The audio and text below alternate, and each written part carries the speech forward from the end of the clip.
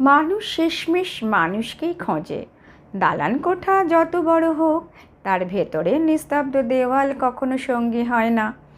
দামি আসবাবপত্রে শোভা পায় ঘর, কিন্তু মনকে কি তা সান্ত্বনা দিতে পারে? জীবন তো আসলে মানুষের হাতেই বাঁধা। যেখানে প্রয়োজন নেই সেখানে সুখ নামক শব্দটা কেবল মুখস্থ করার মতো। চারপাশের সবাই যদি ঠিকও থাকে, তবুও শূন্য লাগে ভেতরে।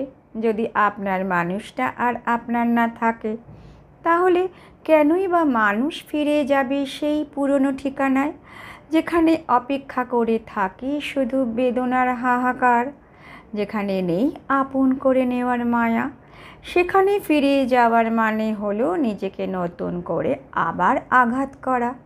মানুষ শুধু সেখানে ছুটে যায় যেখানে ভালোবাসা তাকে ডাক দেয়, যেখানে ফিরে গেলে মনের ক্লান্তি হারিয়ে যায়।